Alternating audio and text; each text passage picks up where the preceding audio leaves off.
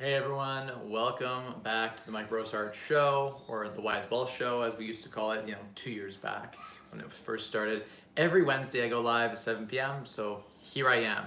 A couple of minutes tardy, I apologize, like 7:05, and that is because I was on a call with my property manager. We were discussing something so silly and so simple. It's a challenge, by the way, when you work with a new property manager or you work with, in general, new people. You have to onboard them to your processes and how you think and how you work. And people think that property management or even owning property and having property management is passive income, and it's just not. It's semi-passive at best, but it's nowhere near the level of passivity as, say, collecting dividends or say, geez, our power almost went out on that light bulb. And we are having a thunderstorm right now, so apologies if I lose power. Hopefully I don't. But anyway, I just wanted to kind of get that out there before I started the early retirement live Q&A. We may lose power. It looks like there's some thundering in the distance. But we're talking about today the early retirement mindset, and I just wanted to share my preamble about what my experience has been with managing property. And sometimes it's actually easier to do something yourself than it is to outsource it. And in fact, you have to accept the fact that in most cases, the property manager doesn't care as much about your property as you do. And so the, consequences of that are, if you could manage your property and there's $200 a month in maintenance, it might be $400 or $500. Milo, go. No. Bad dog. Hang on a sec, guys. Close this door.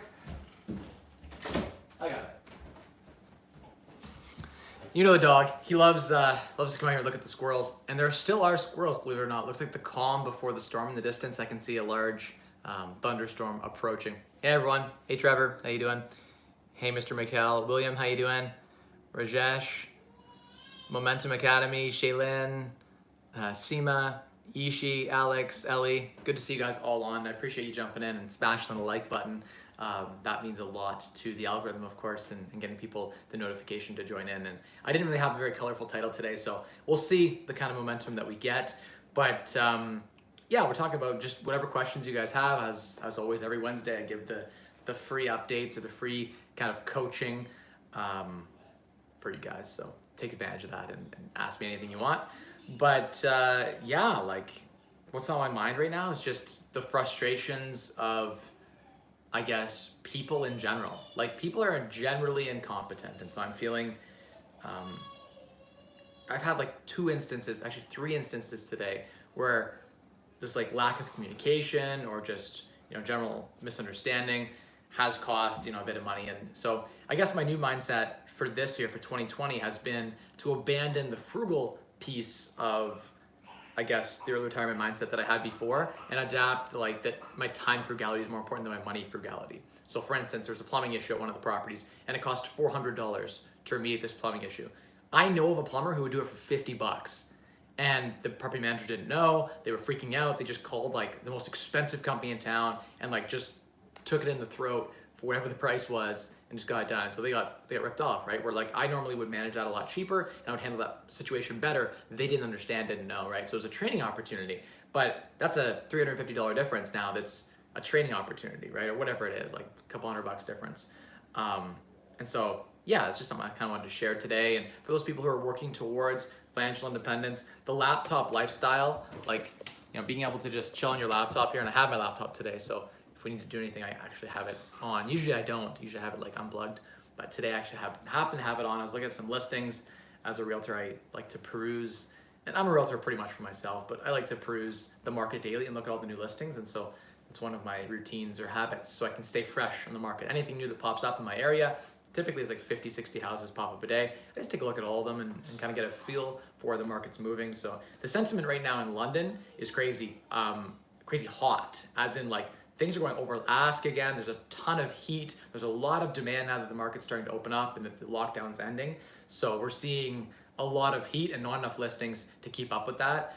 Further, I think the low interest rate environment, or the springtime, low interest rate promotion that a lot of lenders are pushing out there, while still being a bit more conservative in their lending approach, those that do qualify are having an opportunity to get really cheap debt, right? And so that's a catalyst, in a lot of ways, and that's something that's sort of pushing the market forward as things cool down and open up again to the market, we're seeing like a huge difference, right? As far as, how everything's, evolving. So that's what's up in the world. And if you're pursuing early retirement through real estate, just know that if you plan to manage it yourself, you're just self-employed, basically. If you're planning to have a manager in place, just know it's going to be more work than, say, a passive investing strategy like private lending. My end game will be always to have a real estate portfolio, but buying a real estate portfolio and then assuming out of it a much lower cash flow than I currently get. Like, I realize that paying a $40,000 a year, person versus paying a $100,000 a year person, you can get different results in your portfolio. And if you want to literally not be called and not be stressed at all, you have to pay the premium dollars, right? And sometimes you pay the premium dollars to a good company and they don't even do a good job. So that's another thing you have to look out for. But if you can get really good management in place, well, you'll have to probably change it out eventually, but hopefully you can get good management in place, and real estate investing can be passive. It's not that passive, but once everything is stabilized and rented out, there's not much that can go wrong when a property's all fixed up. Then you can hand it over. But when you buy a property, or you've owned a property in the last year that needed stabilizing, like, tenants had to leave and renovations had to be done, there's a lot to that. A lot of time has to go in to that. So I don't want to pretend on here that it's at all enjoyable to grind through multiple property renovations at once. It's not. It's hard work. And that path to early retirement, though it is a fast one, like you can get to early retirement really quickly, it is painful. And post, retirement, having a real estate portfolio is, if you don't enjoy it, and part of, like, I kind of like part of it, so I can't say that I hate it entirely, but there are parts of it that I really dislike. Inefficiency is one of them. It eats me alive. And so it's a mindset shift that I have to have now. And it's crazy. I'm at a place or perspective now where I'm more Lux Fire. And so it doesn't actually, like, that $250 to $300 difference on the plumbing, it doesn't actually matter, like, in the grand scheme of things. Instead of $1,000 in cash flow, I might have like $900 a month on the average for the year now, or something to that effect, right? It's a very minor overall. And so I have to keep that in perspective. And I have to realize that it doesn't really matter if my passive income is well into the six figures and it's way more than I need to live. It doesn't matter. So that's been something I've been kind of wrestling with. But that's my rant for today. I try to always have a rant, and it's usually related to the last 6 hours of phone calls that I've had, or who I've talked to today, or what I've been up to. In other news, today I had a great nap. I had like an hour and a half nap. About an hour and a half before this, I got to have a nap. In between calls, there was just kind of like a lull, and I just shut my brain off and had a nap, and that was fantastic. It's on my goal or vision board to have more naps, to enjoy life to the fullest. And part of that for me is, when there's a snow or a rainstorm at 2:30 in the morning, like there was last night, if you check my Instagram stories, I was chilling out there and enjoying it. And I love thunderstorms. I love like an aggressive monsoon style rainstorm. And so I was just out there relaxing with my dog, just enjoying it. And it gets me into a deep headspace where I'm thinking about the things that I want in my life and just reevaluating goals, and just, it's all relaxing too at the same time. And so, yeah, stayed up really late last night. And as a result, now I'm in a position where I was a little tired today, so I took a nap. So I'm thankful for that opportunity. But let's talk about the mindset to retire early, and we'll circle back. That's funny. What was I saying here? So think about the early retirement mindset. It comes down to three things, right? I say at the end of every single stream, and I believe this is the way to early retirement, and it's three levers. So every mindset has to evolve around these three levers, and people have different, opinions about frugality and different opinions about, saving and investing. But the three things you have to be doing to reach early retirement are: one, you have to figure out ways to spend less than you're currently spending now in almost all cases. Two, and that typically means spending less. When I say spend less, I mean spend less than 50% of your income. That's the target. And then earn more. By earn more, I mean try to earn a lot more than the average person in your country that you live in. So if you live in middle of nowhere and average income's $20,000, if you're making 30, that's good. You're doing 50% better than most people in your area. And so that would mean that on average, you should have a better lifestyle than they do, or at least have a little bit less of a lifestyle than they do because you're living frugally and investing the difference, right? To build enough passive income that you can retire. And the third is you have to be smart with your money. You have to be keeping it moving. And movement of money into growth is so important. And a lot of people sit on equity in their properties. They try to pay down their mortgages. They try to stuff it in a savings account where it earns nothing. They put it in cash, again, earning nothing. They hide it under their mattress. They put it in GICs or crap investment vehicles like treasury bills that earn nothing, like 1%, 2%, 3%. So their money isn't growing and working for them. You need to adhere to the three levers. You have to respect all three of them in order to reach early retirement in a reasonable time frame. Right? Like even if you were really good at saving, you spent less than 50% of what you earned, and you were good at earning, let's say you earned 6 figures, right? And you invested the difference in treasury bills at 1%, it would take you forever to retire. You'd be missing out on a lot of opportunity where your money soldiers could be working for you. Your money minions could be out there working for you. And even if you have 10 grand or 20 grand saved up, that's enough for it to be out there working for you. And it should be out there growing and multiplying. And that's the key piece to early retirement, right? And I think that it's one of those things you just have to sort of change your poor mindset around all three of those topics. And whenever I enter any new investment, any life decision, I bring those three things back. Like even if I want to go on a trip, I'm like, how does this play into my long-term plan? Am I screwing my future self? Did I just shoot myself in the foot? Or am I in a position where it doesn't really matter, right? So that's something to think about in most, if not all of your decisions, right? And people just don't do that. They're like, hey, I'm just gonna go and spend $10,000 on a trip, or I'm just gonna buy this new house because my wife wants it and I want it. And it's like, did you run the numbers on that? Did you make sure that actually fits into your life goal? And almost all, I guess, every decision I've made has come down to how will my future self look back on this, right? Like, will I live with regret if I didn't go have this experience? Or will I live with regret if I go through this experience and I'm poor and have to keep working in the future because my current self got a little too much gratification? So, I see some good comments and questions here. We're gonna get down to some rabbit holes here. Probably some holes we shouldn't go down, but screw it, let's do it.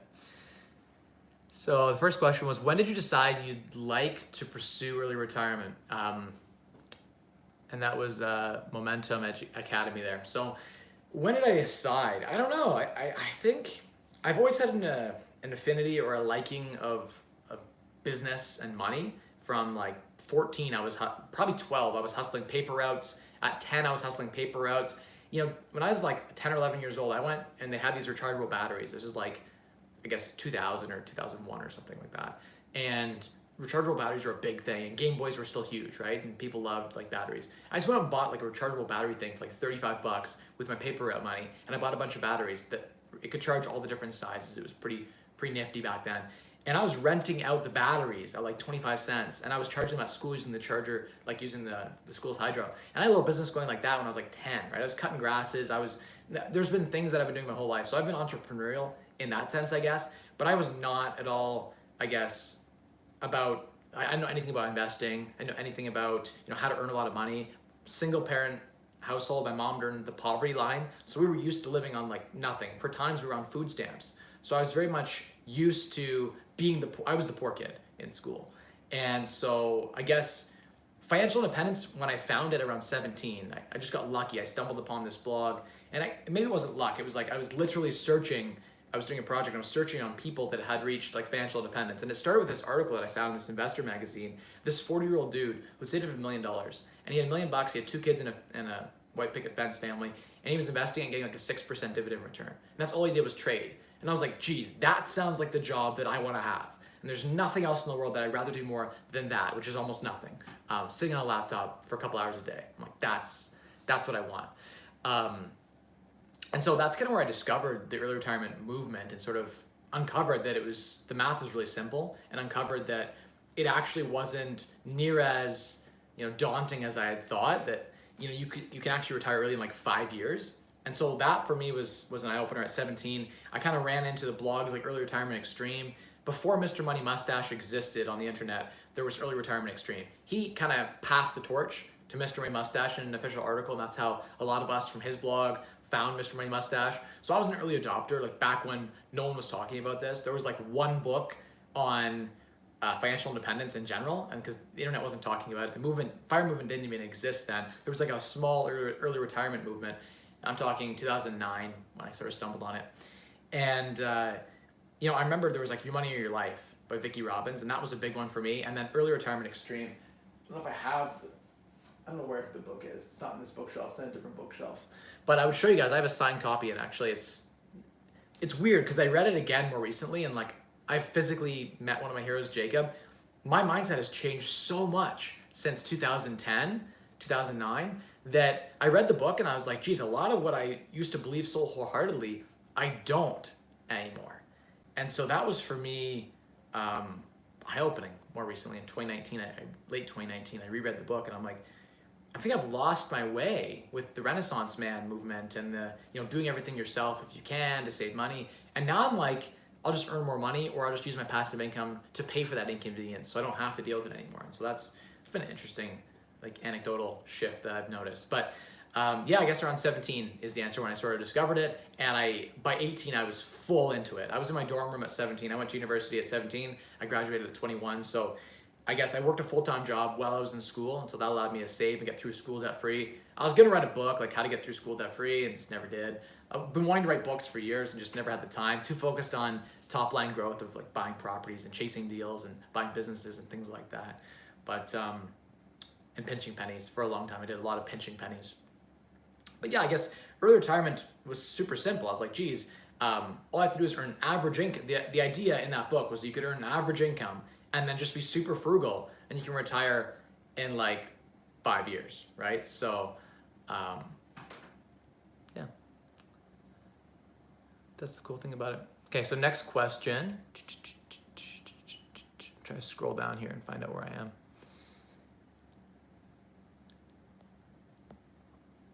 What's good? Good to see you guys on. What are some pockets left out around London, Ontario with affordable housing? 350 to 400,000. I'm looking for a cash flowing rental within the Lucan, Ingersoll, St. Thomas, Strathroy quadrilateral. Okay, so Rajesh, you can find a ton of properties. Like just do a search on realtor.ca and search from like 200,000 to 350,000, and a lot of pop up in London alone. I've not seen in some of the outlying areas that much of a discount, given how much harder it is to rent, how much lower the rents are, how much less diversity in the economy there is in those other areas. So like for myself personally, if I was to be investing like Strathroy, I'd expect like double or triple the cash flow that I'm gonna get in London, right? Because it's further out, right? Why would you'd want more cash flow for sure. But there's still tons of deals in London. Like, geez, properties jump up all the time in like the 200K range. So I know the average house price is probably in the 400 range, but there's tons in the lesser nice neighborhoods, or even in the good neighborhoods that are just beat up. So if you're willing, Rajesh, to do a little bit of renovations, a little fix up, you can find stuff and just transform it, like buy a single family and turn it into a duplex or so forth and such like that. But just go out and network and talk to investors, because there's lots of stuff that pops up. Like, geez, right now, I know of a property right now at Oxford and Warncliffe you can get for like 370,000 off market. It's a 4-bed, 2-bath, detached house in a great area of town, close to downtown, close to Western University. That's an example right now. It's not even on market. You can message me on Instagram if you're interested in details on that. But just like thinking out loud of opportunities, they exist all the time. But you need to be talking to like an agent, you need to be talking to people in the network who know what they're looking for, right? And you'll find that. Next question. It's annoying I have to scroll. I do need a better software to look at questions, I must say.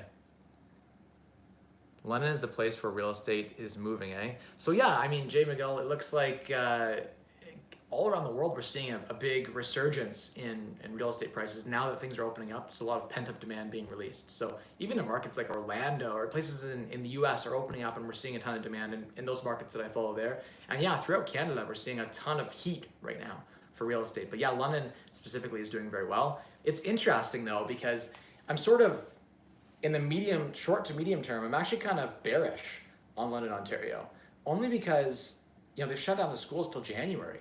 And so this fall, there's gonna be a lot of, now that everything's kind of gone online, there's gonna be a lot of student bedrooms. And I know personal stories of people jumping on and just throwing their bedroom on and literally taking their bedroom for like they're paying $500 for it, putting it on Facebook Marketplace for $300. Or there's people putting up apartments, they're renting for $1,000, for $800, and just walking away and saying, hey, I'm selling it. And so there's a ton of excess rental inventory that exists, and no one wants to move. Like, none of the good tenants seem to want to move during COVID.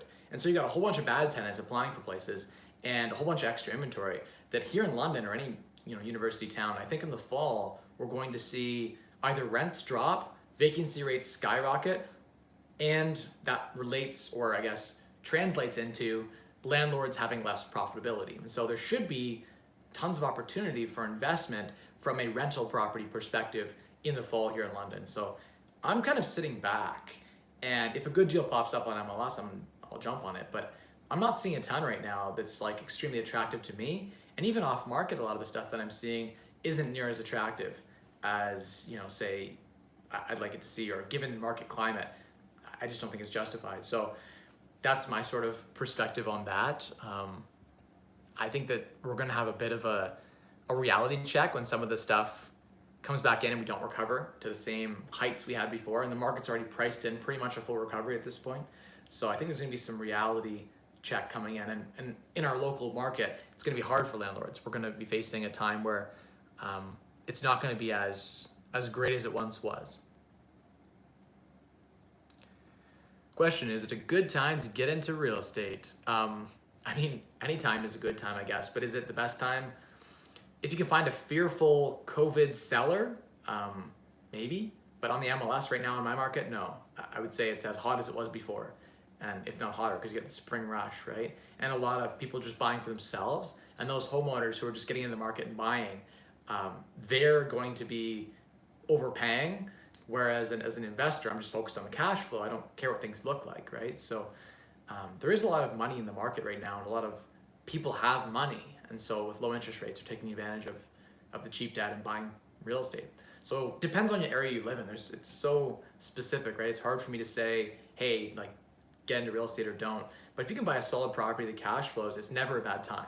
Like, to start making $500 a month positive cash flow from a rental property, better you started now than a year from now, right? Regardless of what the market does, if you can get in, start getting cash flow today, start paying down your mortgage, not that you want to pay down your mortgage, you want to refinance that money out, but start building equity, I guess, in the property, you're going to be better off in the long term. So 10 years from now, you'll be thankful that you bought today.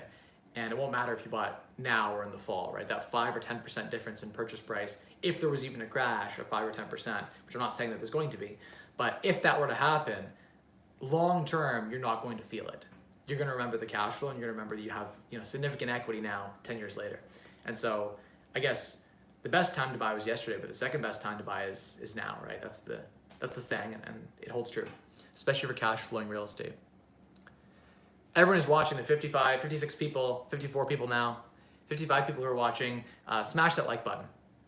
All of you guys, smash the like button. It helps the algorithm, lets everyone know that the stream we're doing today is a good one, that there is actually value being provided. It tells the algorithm, hey, Mike Rosehart is here giving his time for free, and you should come watch. And then the algorithm tells my subscribers, right? It only bumps out to a small number, but it'll bump out to more if you guys smash that like button. So do that for me, please. Shaylin asks a question, says, just a quick question today. I was wondering where you'd recommend people, and it's never a quick question because I like to go on and go on these random asides or tangents. You wonder where you would recommend people learn about personal finance related taxes that's well organized, like the HBA tax course you took. Thanks, Mike.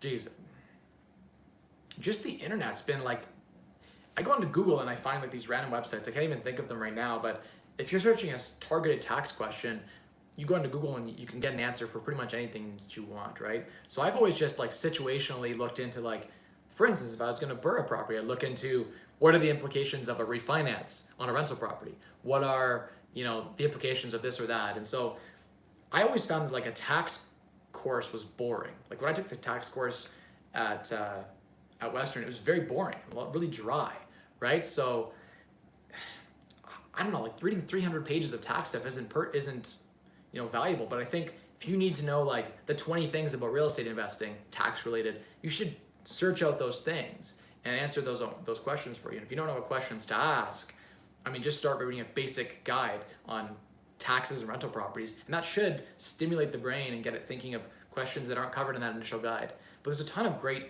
free information on the internet. There's great YouTube videos. You could probably type in the same questions onto YouTube and find good people who are providing free content. There's so many people dropping so much great content out there that I don't even know if you need like a course like Ivy. Like everything that I know about real estate investing and tax and, you know, finance and accounting, I could have learned outside of Ivy.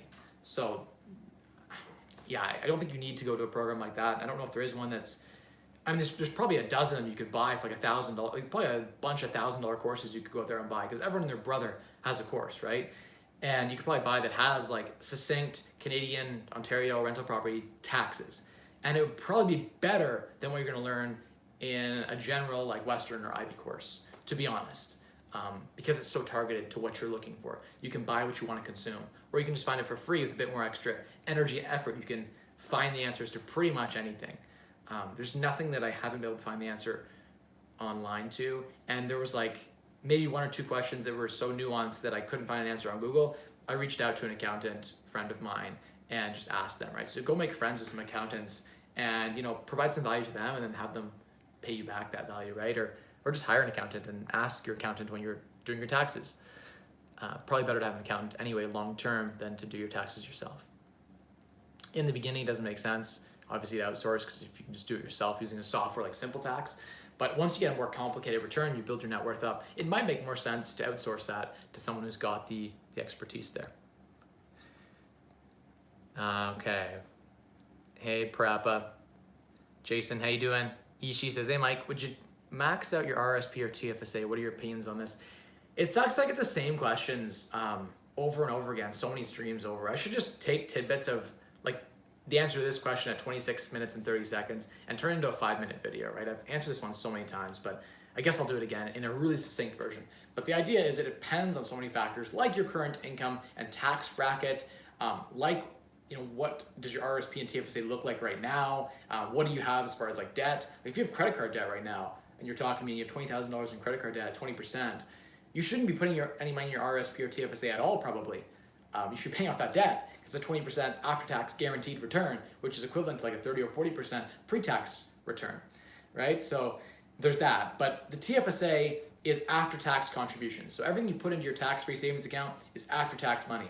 Anything you put into your registered retirement savings plan, your RRSP, is pre-tax money. So you get a tax credit back for that. If you're in a low tax bracket now, don't contribute to your RRSP. If you make 20 grand a year or 30 grand a year, and in the future you plan on making 50 or 100, don't put any money into your RRSP because you get a deduction back for any money you put in. Basically, it's like a sheltered contribution, right? And so you're choosing to save the tax at say 20% tax rate and follow back with, what the heck? No, that's disgusting. I just muted that person. Sorry, guys. What was I gonna say? So I lost my train of thought on that. Oh, RRSP, when you withdraw at a higher tax bracket, it actually could be not advantageous for you, right? It could be like you contribute when you're, you know, at a 20% tax bracket, and then when you retire, you pull the money out from your RSP, and you could be at a 40 or 50% tax bracket, in which case, every dollar you contribute to your RSP is costing you 20% more tax. So the idea of it being a tax sheltered vehicle is mitigated, right? Or in fact, like negative for you. So it depends on so many factors. But if you're making like 100 grand a year, you have a great salary, and you plan to retire at some point and have less income and hopefully withdraw from your RSP in a lower taxed year, it makes sense to jam your RSPs full and go back on previous years and jam that contribution room full too. And the tax-free savings account is a beautiful thing. Everything that grows inside of a TFSA is tax-free. If you invest it in mortgages, TFSA, you go invest it with, you know, a third party like Olympia Trust and go invest that in a mortgage, you now could get a 12% return on your tax-free savings account tax-free. So that's a beautiful thing when it's maxed out when you're in your early retirement. It's a core pillar of the early retirement mindset, right? It's around like efficiency of how the third pillar is maximizing returns on your money, right? A maximized return is a tax efficient one. So sometimes an 8% tax-free return is the same as, you know, like a 12% pre-tax return. So not all returns are created equally to be tax efficient. And a quick conversation with an accountant and a few YouTube videos, and you can watch like the ones that I did where you can get, each person can earn $50,000 tax-free in Canada with Canadian eligible dividends. So a couple can bring in $100,000 a year in Canadian eligible dividends tax-free. effectively with the gross up tax credit, you pay no tax. That's $100,000 a year in income for the couple, no tax. On top of that, you have your TFSA. If you guys max that out over your whole life, you could have 500 grand in a TFSA by 40 years old or 50 years old, and you could each have that, both partners. So that could be $1 million in a tax-free savings account, also earning another 50 grand a year. So in theory, we could be retiring 10 years from now with 100,000 in dividend income, completely tax-free, and a tax-free savings account bringing another 50 grand or more, completely tax-free. That's 150 grand a year, completely tax-free. So jam the TFSA full if you can, after your RSP has been contributed to, because it's after-tax dollars and RSP is pre-tax dollars. But the idea being that long-term, they're gonna have to shut down this TFSA program. It is unsustainable. When a lot of us investors start here's how it works. So a tax-free savings account, you can contribute to it each and every year, but any growth inside of your TFSA increases the room inside of it. So if you have $100,000 in a tax, or I think the year, it's around $75,000 or $70,000 this year for the tax-free savings account. Now, if you've been investing that all these years since they created the program like over a decade ago, you'd be probably at 150,000 in your TFSA. If you just let that grow to $1 million over a 20, 30 year period and keep contributing to it, you'd have a room of $1 million in your TFSA. If you take that $1 million out, you can always put that million back in whenever you want. That room is forever increased. And that's a tax-free vehicle that they can't take away. They used to do this with insurance policies in the 80s before they regulated. And they realized that they were giving too much away to the wealthy and they weren't paying enough tax. So it's a tax saving you should take advantage of before the government reforms and gets rid of it. We already know, like, the conservative government increased it to $10,000 a year contribution room. The liberals, I think, brought it back down to like $5,500 because liberals and NDPs don't want people to be able to have tax-free. They want to tax the shit out of anyone who has any wealth so they can pay for all the social programs for the people who aren't working, right? And it makes sense. But if you want to try to avoid tax, then you want to take advantage of those programs while they still exist, right? And the government almost never retracts something that they've allowed, right? Often they just say no more going forward. So anyway, gonna go up here to the next question. Happy Wednesday. Next question is, what are some renovation contracting models? What are some tips and tricks regarding contracting for first-time buyer looking to house hack and rental hack by adding a basement suite? So Rajesh, if it's your first time, you've just got to get a lot of different opinions, and that's the most important piece that you can do, right? Maybe I could do it, like you can watch some videos right now on YouTube that would explain to you the process of construction. Like you watch like finishing a basement from start to finish. You get to see like the framing and the insulating and the boarding and the taping and the electrical rough-in, HVAC rough-in, plumbing rough-ins, when they go in, then when you board, then when you put floors down, or then when you paint, I guess, before you put the floors down, then you do the plumbing and electrical final finishes, etc. and so forth. So you can walk through that process online on YouTube pretty easily to learn. It's also like available online if you knew what questions to ask. You could find the answer to pretty much anything you want. But I guess from a pricing perspective, just bring in 3 contractors and get their different quotes, right? Or even subcontract parts of it out. And might bring in a plumber who's independent from the framer, and the plumber might be able to tell you if the framer's done a good enough job, right? The electrician's gonna tell you for sure if the framer messed something up and made it hard for their life, right? And the boarders are gonna complain if the framers didn't do something properly. And so best of all, if you're doing a big project, you get a building inspector to take a look at all the work. You get a permit, go down to the city hall and get a permit on the work that you're doing, and the city will inspect all the work being done and make sure it's done properly. They'll go a little probably too far, a little too anal with some of their code, but you'll be sure that there won't be much going south, won't be anything going wrong, right? So if you're just starting out, probably get a building permit, and that's a great way to learn because the inspector's gonna educate you along the way. There's just so many ways you can get educated along the way, right? And I guess some things like flooring and paint and kitchen cupboards, they don't require permits. So you just have to find an independent third party to come in and give you a different quote. Compare all the quotes and you'll know exactly what the cost is if you have a few of the people give you different quotes. You'll know exactly what it costs, right? They're all gonna give you their opinions. Some of them are gonna be wrong, some are gonna be right. You'll look in between the lines and the average of all of them and you'll know exactly the truth. So that's been my opinion. That's how I learned. That's how I came up in construction. I never worked a construction job in my life. I just have worked with hundreds of sub-trades on all of my projects, right? Having been involved in like 50 projects, more than that, but 100 projects now. I've seen it happen so many times. I work with the trades to learn, and that's the key piece. Okay, next question.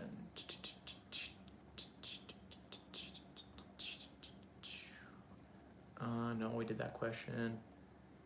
Okay, found my spot again. Scrolled. Natalie, how you doing? Thank you for the comment. Tara says, what is the best place to get a multifamily funding for a 5-plex on a 2 to 5 year mortgage? That depends, Tara, on your personal circumstances. You could go A-lender commercial financing. You go A-lender residential financing. RBC does up to 6 units as a residential mortgage. The other big banks go up to 4-plex as a residential mortgage. Desjardins does up to 7 units as a residential mortgage, meaning like 2.5% residential mortgage, 80% loan to value, 20% down. But there are also tons of commercial lenders, and all the big banks have commercial division too that will do like 25% down. The credit unions are a great place to go where you get 25, 30% down. So there's lots of places you can get financing. It just depends on your situation, right? If you're like a high earner with a great credit score, it should be a cakewalk. But if you don't have like great income you can prove, not T4 income, like you're self-employed, and maybe you only have a year of self-employed, then it gets a bit more tricky. You need a really good lender to do that. Someone I like, who I've been starting to use, is Lend City. Take a look at those guys. They're great. They're with Dominion Lending, and they've been, from what I see, they seem to be a really good lender, and they know how to get people to 50. I want to do a video just on them, and they're not even paying me to do anything. I just want to call it out because I think that they're a good lender people should be looking at. But they can go. They have lenders that will do from 0 to 5, 5 to 10 properties, 10 to 20 properties, and then up to 50 properties. So you can just like buy in your own name up to 50 properties, right? And so that's something that was like, oh wow, I had a conversation with the lender, and they're like, yeah, we have a guy who's got like 96 properties. He keeps buying more. He just goes to a commercial lender who looks for that, right, and is okay with that. So there's no real limit. There's no real ceiling to how many you can buy, unless you're dealing with the wrong lender. So you're going to the bank and talking to a person there who doesn't know anything, who doesn't specialize in that type of class of investing, right? But I've used them once and they seem pretty good. I've used Ali Jamal's pretty good in London too. I've used him for a couple of properties. I haven't used him a lot for commercial, but I hear he has a good thing going on for commercial there. Also, RBC to throw out. They've been pretty good as far as their commercial side is pretty good. The residential side didn't have good success at all. Bank of Montreal has been terrible to deal with. I avoid them pretty much exclusively for mortgages now. TD, same thing, super conservative. I don't like them at all. Scotiabank, extremely aggressive. I love the Scotiabank programs that exist right now for like 0 to 10 rental properties. They're fantastic. I haven't dealt with some with their commercial division. Some of the credit unions are fantastic. If you can build a relationship, that's a key piece. But yeah, I'd be happy to, well, someone just commented down here, I had several issues. So yeah, I'd be happy to hear more about those and how that went. Because I hear good things, but again, I haven't had that much experience with them. I just, one deal. So yeah, I'd be happy to always have those conversations. Some people have had good experiences and bad experiences with lenders. It's often it has to deal with the fact that like, the thing that I look for in a good lender is their response time. So do they get back to you quickly? 2, the programs that they have available and the lenders that they have access to. And 3 is their ability to pitch a business case. So that's really important, right? Is being able to make sure that they understand your whole situation and they can pitch that effectively to basically the right lender, right? And being able to line that up, that's what makes a good broker, I guess. So yeah, I mean, it's funny, I've had some really good brokers screw up on me and like have a deal fall apart, and it's not necessarily their fault in some cases. Specifically, I'm thinking of a couple of situations that recently just happened, but sometimes it's just the lender doesn't like your portfolio. They don't like the way it's presented. They don't like, something about like your last deal or this deal. So that's why it's really, really important to always have 3 key lenders. Like I have 3 lenders that I'm always going with, and I try to always have a backup lender or 2 backup lenders whenever I'm closing a deal. So don't just go to like TD and just apply with them. Apply with many different lenders, and then when you have it's better to have 2 approvals than no approvals, right? And almost always you put 1 horse in the race and you'll be screwed, right? You want to have a couple horses in the race to increase your chances of success. So that's been my thought. And worst case scenario, you can always be in a situation where you can get B lender financing and then go back and get A lender financing again. So hope that helps. Next question. What if you could talk about legal versus illegal secondary suites? Is obtaining a permit for renovations necessarily, particular when you're doing most of it yourself? Jamie, yes, you must always get a permit, no matter what, unless it's like existing and you're like just working with an existing suite that you have and you're not doing any structural stuff or anything major at all. If it's a finished basement already and you're not doing any framing, you're just like fixing drywall and doing floors and cabinets and paint and changing a toilet, none of that requires a permit. But if you're building walls and rooms and you're reconstructing or finishing an unfinished space, you need to go get a permit for that. And then obviously if you want to get the top dollar for selling the property or refinancing it, getting it to be a legal secondary dwelling unit would be advantageous. So then you go get the permits. And even if, oftentimes, like if it's already a finished unit, you go there and like you might have to put a smoke, like some sprinklers in or a smoke detector that's interconnected, or minor stuff. It's typically not like a major overhaul. It's not as drastic as people think it is to make a secondary unit. Oftentimes, you can work with what you got, and they'll work with you to find a solution to make the unit legal. So it's important to work with your inspector and find out what they're willing to do. Oftentimes, I've had bedrooms that didn't have proper egress window, but as long as I had 2 escapes from the unit, one from like the living room and one door going out to the outside, I was okay. I was passed, because you actually only really need 2 as per the bylaw. And the rules on the Ontario Building Code, you only need 2 means of escape, right? And so that actually doesn't mean you need an egress window in a bedroom legally. It's a legal bedroom without it. But people often get confused about that stuff, and municipalities have different rules, but the Ontario Building Code supersedes it all, right? So, yeah. Does one of the levers include believing that coronavirus is a hoax? No. So I don't know if it's a hoax. I think it's actually a real virus, to be honest. I think that, I've seen some really interesting conflicting information, and I think that there are some agendas being pushed here that have caused a bit of an overreaction. I don't want to spend a whole segment on this, but for those people that follow me, they know that if you watch Tony Robbins' segment, he did an interview with a bunch of great medical practitioners that weren't on the payroll of, I won't get into it, but like some of the people making a lot of decisions in the US, a lot of medical professionals owned rights to the vaccines, right? So that's a conflict of interest. So a lot of those studies couldn't be trusted that the CDC put out and the WHO put out and things like that. But let's just assume that like the virus is real. I think it is real. And let's assume that we know, let's look at the data. Who has died from the virus? In Alberta, Canada, the average age of death is 83. 83. You have in Canada, it's in the high 60s. If you're under the age of 40, the probability of death on the total number of cases that people have had, and we don't know how many people have actually had it because a lot of people haven't been tested. We're doing a lot of guessing and antibody testing to figure out who actually has had it. And I think that more people have had it than what we think. But if you look at the deaths and look at the demographics within the deaths, my age, 0.003% chance of death. The common flu, 0.004 chance of death. It is the same as the common flu for me, like to kill me. It's not going to kill me, statistically speaking, just like the flu isn't going to statistically kill me. In fact, pneumonia is worse than COVID for someone under 40. That's the data we're actually working with.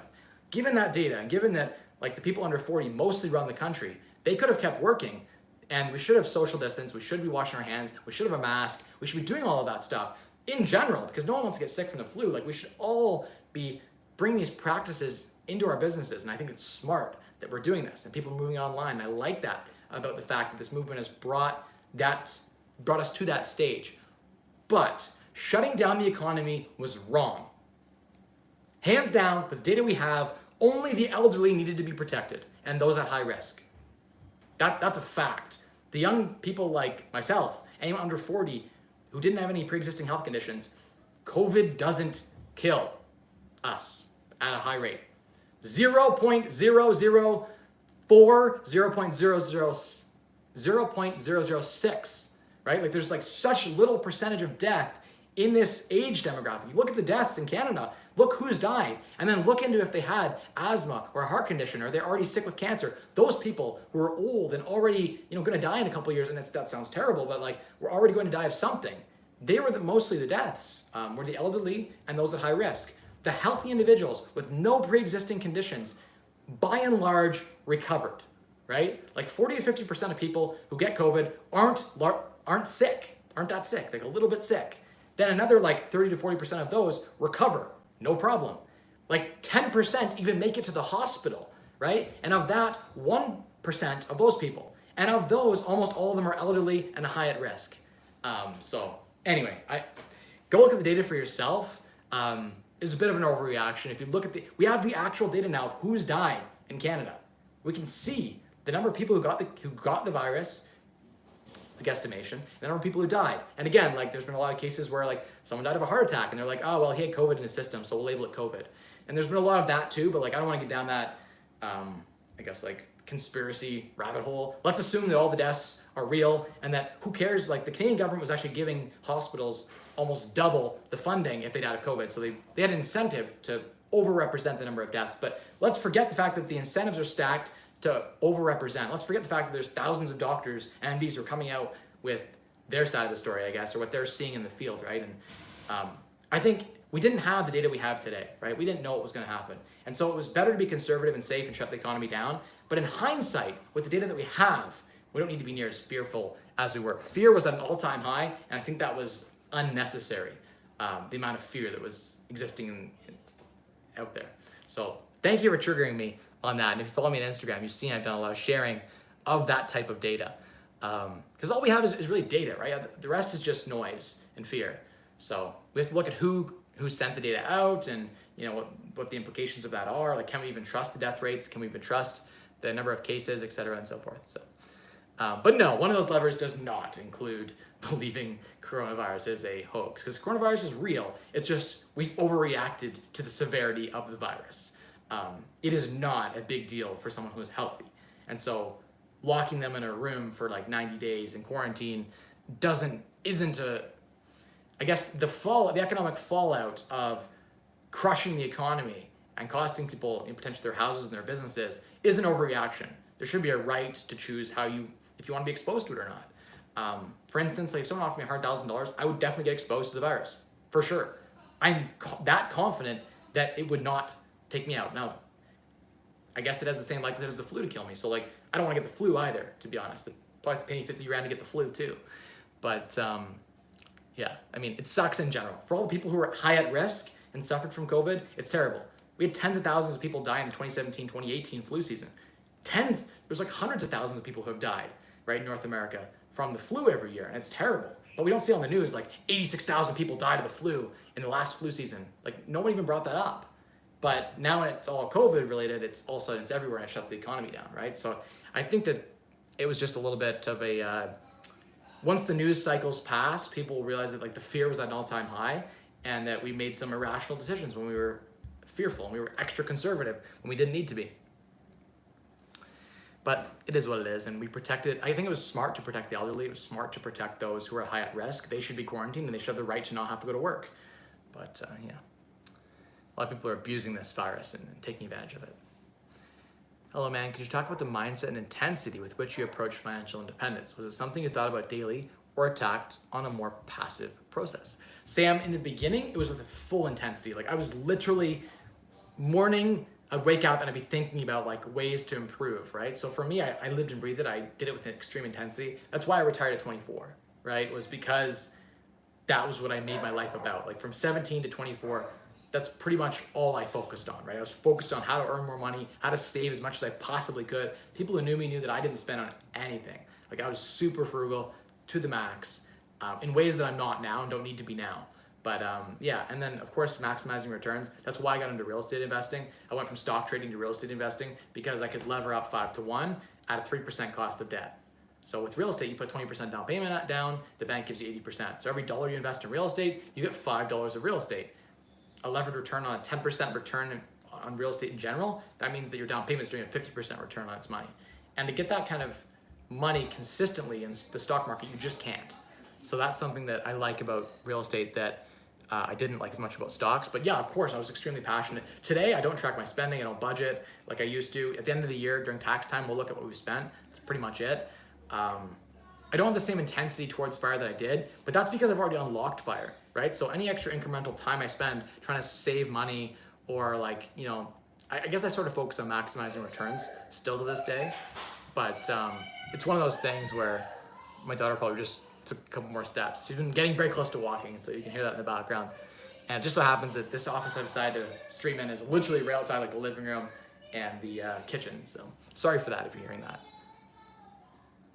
What was I gonna say? I guess the last part of your question, daily or more passively? You can do it both ways, to be honest. The increased intensity just got me there a little bit faster. Like, instead of getting there in 9 years to early retirement, I got there in like 6 or 7, right? Because I did it with extreme intensity. And so, yeah, I mean, it's how fast do you want to get there? How like diligent do you want to be with that? You could just honestly say, I'm just going to put like 40% of my income in savings, dial down my spending a little bit, and then go on autopilot. Just invest in exchange traded funds, and you'll get there in like 10 years. Anyone can retire early in like 10 years, right? So I'm of the mindset that FIRE can be extremely passive if you want it to be. Fed just announced US will be at near 0% through to 2022. What a freaking joke. Yeah, but the Fed could also adjust their expectations on that. We could see that if the market recovers in a big way, by the way, that the first thing that means is that means we're not recovering till 2022, right? Interest rates are only low when the economy is depressed and they need to stimulate the economy. The lower the interest rates go, the more that people want to borrow, right? The more incentive there is for people to go borrow money and spend in the economy and for investors to borrow and hire people, right? So that's actually a bad sign. It's a good sign for investors, but it's a bad sign for the economy at large, right? People believing the economy is going to be recovered by the fall. The Fed is saying otherwise when they release news like that. So keep that in mind in your investing strategy, is that the governments of the world currently, and maybe they're just saying 2022 to keep investor confidence high, to, like, if I was going to be investing and I thought, for the next 2 years interest rates are going to be super low, that would make me more bullish to want to invest, right? So they're pumping money into the economy, they're pumping all of this in, and it's at a point where I think that, like, it might be a bit artificial, to be honest, but it is what it is. Next question. I lost my spot here. Okay, I found it. William's question is next. Mike says, how do you spend so little on groceries? I know you'll say Flip app. Do you not eat meat, not use packaged goods? I spend 2.5 times your numbers and can't seem to close the gap. Thanks. So William, I don't even do a lot of the shopping anymore, to be honest. My wife does most of the shopping, but some things we do is, like, again, the Flip app is, you knew I was gonna say that, but that gets me like 30, 40, 50% off groceries. Mostly we buy only lost leaders, if that makes sense. So we plan our meals around what's on sale. As an example, like, I love juice, and Oasis has some great juice. They are regular $2 or $2.20 a juice, but they come on sale for like 89 cents. And it's like at one store, at least every month it's on sale. And so we'll buy like 3-4 cases, and I'll put them in the garage and I'll store them on a shelf. And so my juice supply is half the cost of probably what you're paying for juice on average, right? I just stockpile and buy a little bit. As far as like fresh groceries and things like that, we just buy only lost leaders. So if avocados are on sale and yams are on sale, that's what we're buying this week. If next week it's potatoes, we buy that, or we buy a few weeks worth, cut them up, dice them, and freeze them in our freezer. And now we have like freshly cut, skinned, or if we want to leave the skins on, we leave the skins on in our freezer, right? And so that's a big way to keep costs down. That's just been something like that is a routine for us. We also, one thing that we implemented a while back was we only go to the grocery store every other week. Produce can last 2 weeks in your fridge and freezer for the most part. And so we only go to the grocery store twice a month. And now I'm probably we spend a little more because we have diapers. Like, I have 2 kids and a dog, and so we gotta buy dog food now, and that's an extra expense. I'm probably spending closer to $500 or $600 a month right now on groceries, and that's because, like, again, like, my mentees will sometimes eat with us, or like I'll have guests over, and so I'll buy a little more for that. I can afford to spend a couple thousand a month if I wanted to on groceries, right? But yeah, it's just about like going less. I think going twice a month is key. Every 2 weeks, and then we do like a $200-300 purchase. We load up. We have tons of groceries. There's a huge stockpile, and then yeah, we're kind of good to go. So as far as groceries go, I don't watch it as annually as I used to, but for a time there, like Lisa and I, when Emma was first born and I was just getting ready to retire, I think we were like $50 a week was like our limit, and we'd find ways to live on that healthily, like potatoes and yams and spinach and all those fresh produce would go on sale, and we would just stock up and freeze it, right? And of course we eat meat. Yeah, like in 2013, I bought a quarter cow.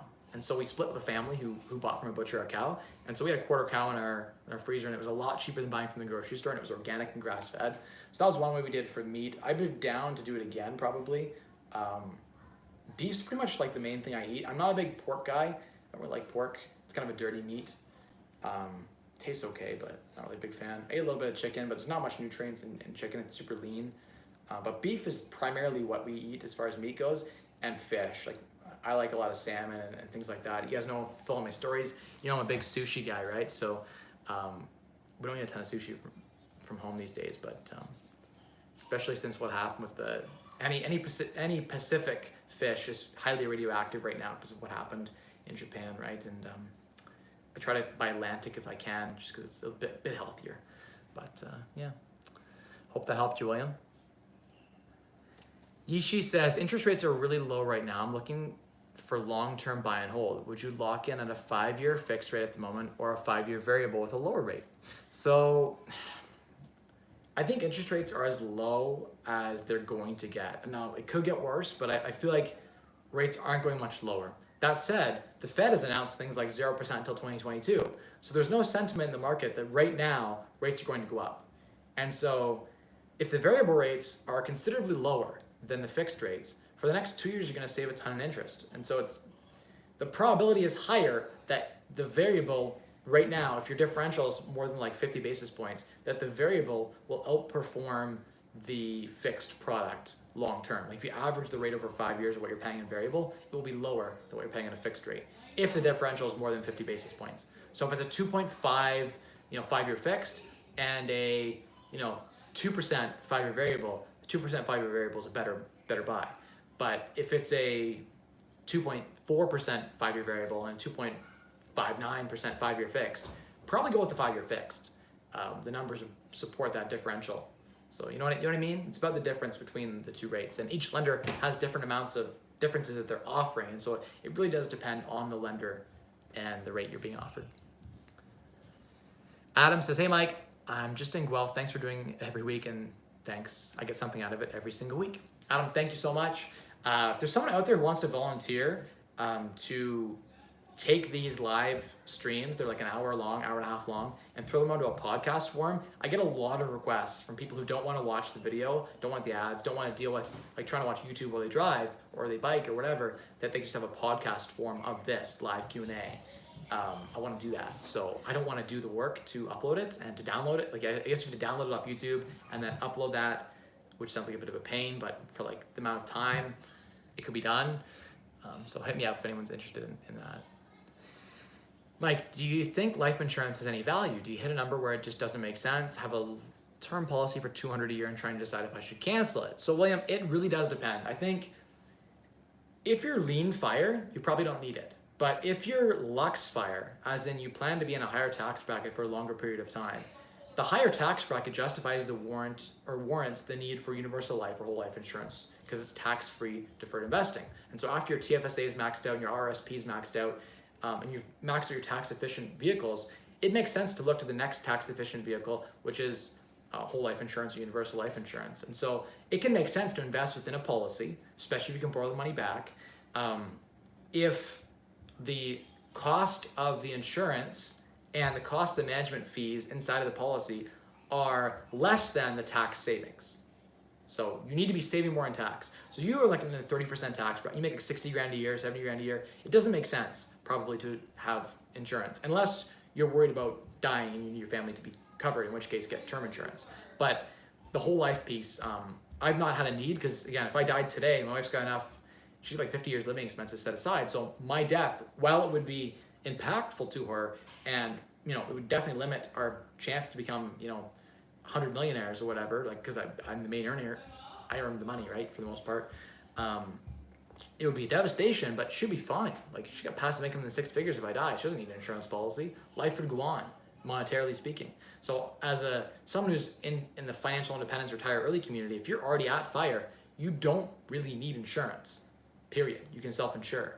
But there are tax advantages if you're in the Lux FIRE spectrum where your income is still high because your passive income is say 6 figures or something. If you're on the Lux side or luxury FIRE, then yeah, it can make some good sense. I'm actually looking into it because again, so much passive income. Do you think Airbnb makes a full-blown comeback? Not in the near term. I think it's going to adapt and change, but not in the way that it was. It's a shame. I think it's going to take some time for wounds to heal, probably a year or two. Might be some deals though for the people buying Airbnb type properties, hopefully. GPA is 0.5. That's troll. When I was in the 8th grade, I started my first business. I would buy used and broken PlayStation 2s for 10, 15 bucks and then resell them on eBay for 45 to 50. That's amazing, that's hustle. I used to do the same thing with iPads and iPhones. I used to buy 2nd generation iPads, 1st generation iPads that people would just be getting rid of because they got a new one. So they'd sell them for like 100 bucks. I'd clean them a little bit and like sell them with a case for like triple what I bought them for. Buy them for 100, sell them for 300 on Kijiji. And that was a little hustle I had in university going. I did not a lot of it, but some of it to make money. And I'm all about like, I've been doing tutoring and all kinds of things when I was in school to make money.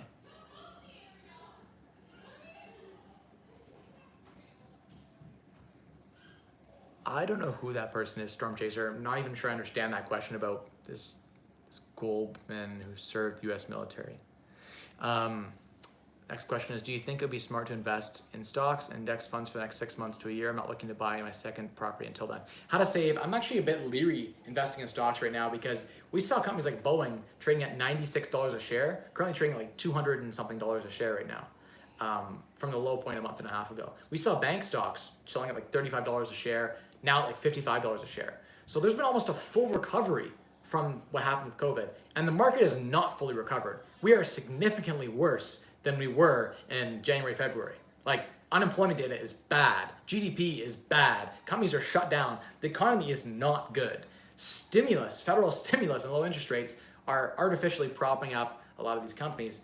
And so I think that now is probably not a great time to invest in stocks. If like you're planning to exit in the fall, I think there might be a bit of a dead cat bounce right now going on. And we might have a second low. I don't know, I'm just speculating.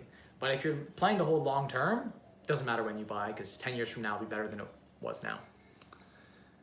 So long term, buy stocks. Short term, probably not a good time to buy stocks. Unless you're hand-picking stocks and you're cognizant of that.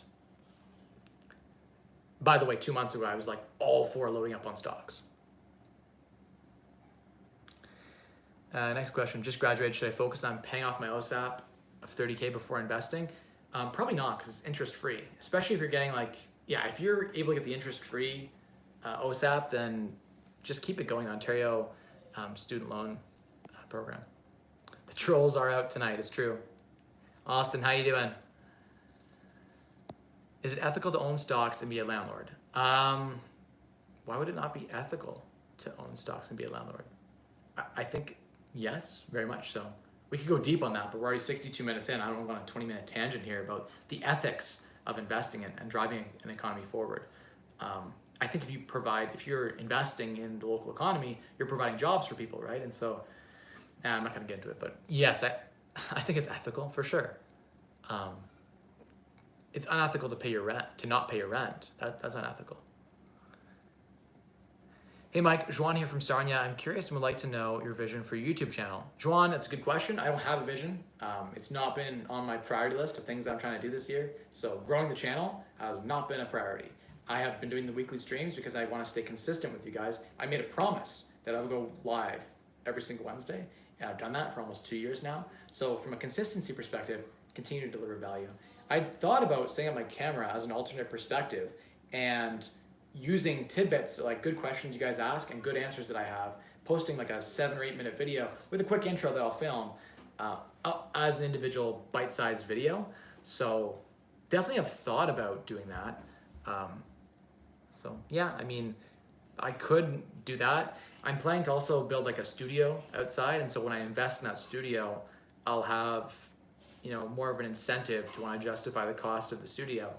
And so I'll probably want to do more videos. So stay tuned for that in the fall. But right now I've just been focused on buying some real estate and finishing up and tying up a lot of loose ends that I had with properties that I already had committed to. Like I bought a lot of properties last year that needed fixing up and stabilizing. And so I've been just dealing with a lot of that too.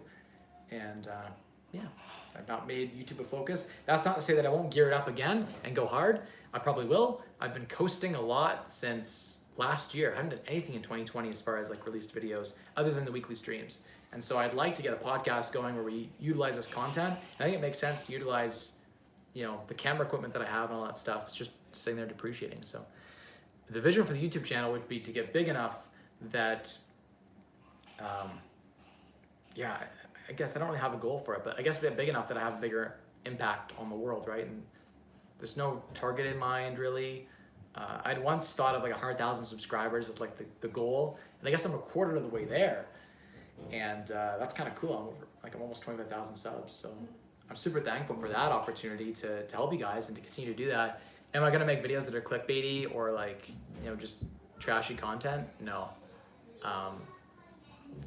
No, I like to just throw out sincere value. I've had the YouTube channel, believe it or not, cause more damage than good. Hey guys, I see you guys, don't worry. I'm coming. Okay, go ahead. I can like hide her from the camera. All right guys, we're gonna do the lightning standing round. My wife doesn't want her on camera, if at all possible. My daughter has to put all her stuff away in the bookshelf there. This is why I need a studio. It's time. I could also stream. I have just like an open couple bedrooms in the basement, but it's just so much of a pain to set up down there. Can you fire ethically? Yes. I guess that's like a socialist mindset. I don't think it's unethical to. I guess your argument would be that it's unethical to have more resources than someone else, but I think that it's unethical for someone to work harder than someone else and have the same. That would be unfair. Thank you, Emma. Wow, that's a nice picture you drew me. My daughter drew me a nice picture.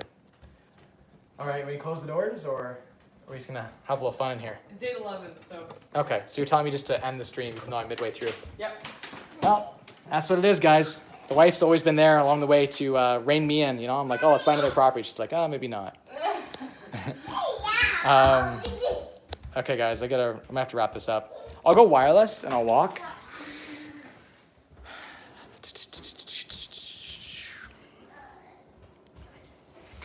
I'll go in here for a minute and have my daughter keep putting away her stuff. Anyway,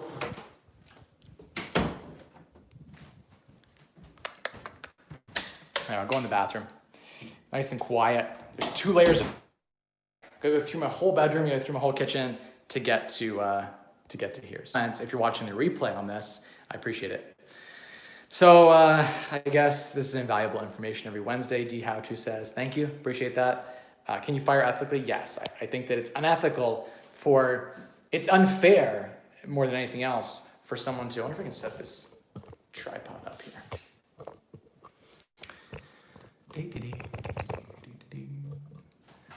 I wish I had a chair in here.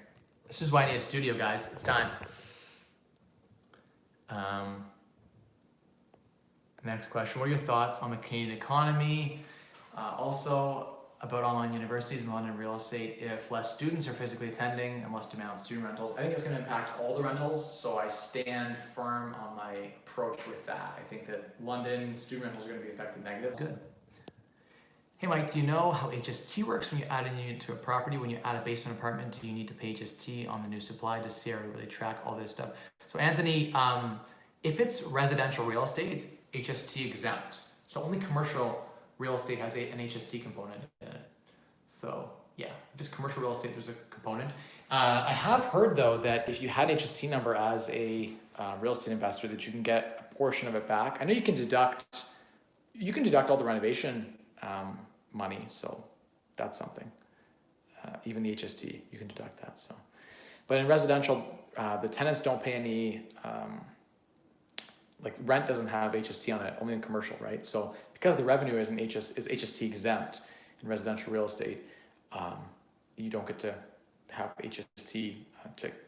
Like the deductions can't be claimed against the HST revenue because there is no HST revenue on residential real estate. I got to go a lot faster here. My wife wants me to really end the stream. She would prefer if I did less YouTube and more time with the family. Even the hour and 20 minutes that I give you guys a week is like, it gets close to bedtime. She's like, oh, gotta go deal with my daughter. So I don't think I'm gonna get through all these questions. There's a lot of good ones here. I'm gonna try and cherry pick. I don't know who Skywater is. It says message retracted. So I don't know what. Did that question. To answer that question. Yeah, Trevor, I do want to get my website up and going again and then put up some of those free tools for you guys to use. So Trevor, I'll try to get that up for you. Bill, appreciate you stepping in. Appreciate you guys stepping in. When there's trolls in the comments, I don't see the comments. I appreciate you guys jumping in and defending me on that. That's appreciated. Next question. Hi, Mike. It's a pleasure to have you in my life. I'm originally from Ethiopia, but living in Brampton. That's awesome. Thank you. Appreciate that. If there are no deals on the market, what approach do you take? For example, do you wait for a deal and throw out lowball offers? Seems like all the duplexes are overpriced in my market and there's low inventory. Alex, yeah, I either make a deal or I wait for a deal to happen. I don't compromise my values ever. So I will never buy a property that doesn't meet metrics or that I can't make meet metrics just because there's no deals. I just wait on the sidelines. Just so happens that when I go digging for private deals, I tend to find the best deals even in a good market. So just look harder or wait. Patience is a virtue, they say. I want to volunteer on your projects, Teddy says. Is there room for it? Maybe. Reach out on Instagram. It takes a lot of work for me to kind of go through the training process, right? And so it often adds more value than it helps. I guess, sorry, it adds more value for you guys, less value for me. Like the whole mentorship thing, it's actually quicker if I just don't.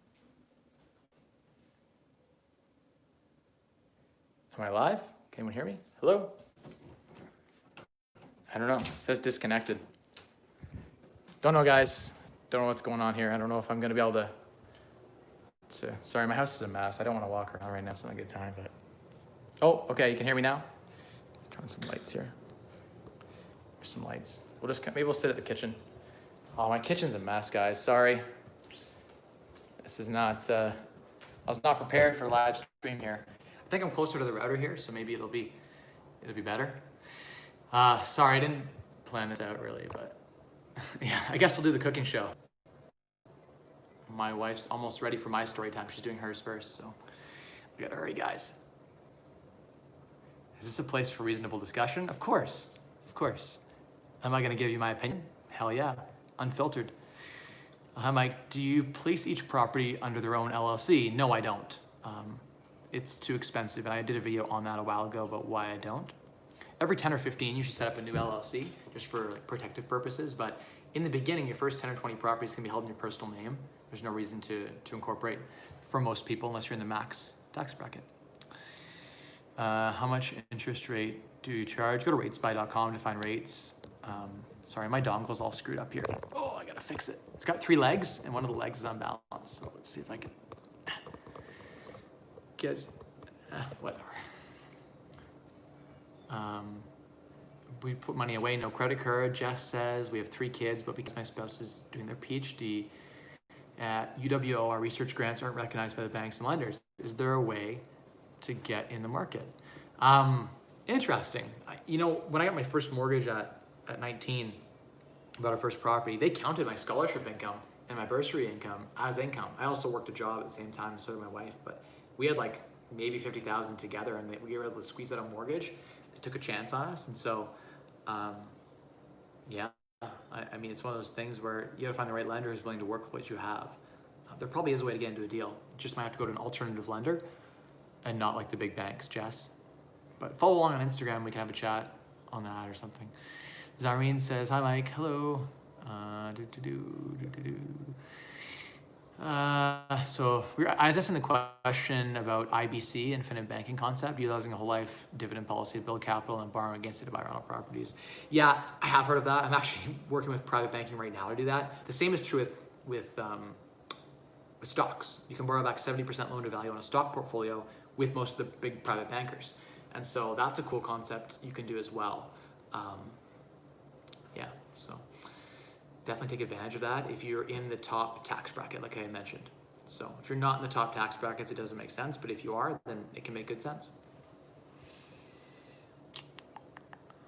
Next question. Let's see if I can get through all these questions quicker. How do you manage your time and schedule when working full-time and renovating properties? How do you take time off to show the properties to subtrades and contractors? You squeeze it in.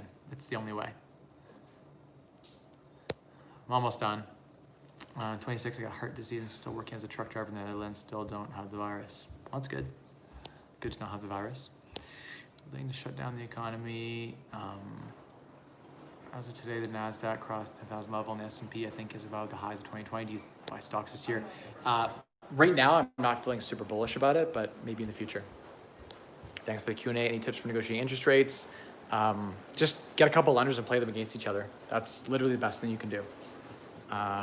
Next question, can you please refinance in layman's terms language? I'm having a hard time understanding the value of a third in Burr method, or the third R you're saying, okay. So, sorry, go ahead. So the third R is buy, renovate, rent out, refinance, and repeat, right? So the third R would be the refinance. You want to pull the money out because money trapped in a property only saving you the interest rate on your mortgage. So you're saving yourself 3% interest, which doesn't make any sense. Did you guys hear that? Do you hear it through the skylight? You can just hear how hard the rain's coming down. Okay, next question. Would you do Mike Snowball not using student rental but through regular rentals? Yeah, you can do it. You can do the Burr Snowball with any type of property. It doesn't have to be. A bunch of my properties weren't student rentals actually, so it doesn't have to be student rental. Oh, people can hear me. They're back. Good evening, sir. 3 to 5, trying to carry myself. Do you recommend I go with heat steaming? Okay, so the bed bugs, you gotta get rid of all your furniture or heat treat it all, and you definitely gotta get a steamer to deal with that. I've dealt with that on a couple of rental properties along the way, and dealt with like pest control companies teaching me how to deal with that. Almost always, the most important thing is to get all the stuff out of the unit, because they'll hide in every nook and cranny. And you can buy a steamer from like $250 on Amazon. I have one that when I buy used furniture, I steam the hell out of every nook and cranny to ensure that it's bed bug free. That's one of the ways you bring it in. Also going to people's houses who have it. But yeah, you can treat for it. The dryer is a great place to clean clothes and clean things like that. Put it in the dryer for 45 minutes, it's killed. Another thing is on a hot day, load up a truck, like a cube van, load it up on a hot day, leave it for 24 hours. If it can reach above 100 Fahrenheit for a consistent period of more than 3 hours, all the bed bugs in it die. So 120, sorry, my wife says. Thank you for the fact check on that. So go rent like a cube van for like $40 from U-Haul or from Home Depot, and put all the furniture in there, and on a hot summer day, you could be able to get rid of all the bed bugs. I mean, you still have to treat the unit too, but it's hard not to attach emotion. 100%, it's true. There's a bit of emotion. Are government bonds worth it? No, I don't think so. Can you do a video on international buyers buying in Canada? Fire Junkie, sure I could. Are you getting a Tesla anytime soon? Leventhal, it's on the list of things. It's just not been a priority for right now. Your bathroom is hella good lighting. Thank you, Phil. Appreciate that. Yeah, I'm blessed. It's a mess. It's a hell of a mess right now, but kind of see our kitchen. Super thankful. Like when this is cleaned out, I'm super thankful. We renovated this. Like I did all this, so I'm proud of my handiwork here, guys. And see that? See my kitchen. But anyway, I gotta let you guys go. My wife, I'm supposed to leave 15 minutes ago, and she's super tolerant right now of me going long on the stream. So anyway, thank you all for watching so much. And she's in the room like right over here. So I gotta go. When they walk by, you guys are gonna see them again. She doesn't like my daughter to be on YouTube. So thank you all so much for watching. I'll see you next week. As always, the secret to unlocking a wealthier you, 3 levers. Spend less, earn more, and maximize returns. Bye, everyone. Have a good Wednesday, and I'll see you next Wednesday. If you're watching the replay, jump in those damn comments and tell me thank you for spending my time doing this. It means a lot. If you just jump in there and say you watched it, I know that you watched it. And yeah, I'll see you on Instagram on the daily at Mike Rosehart. Bye, everyone.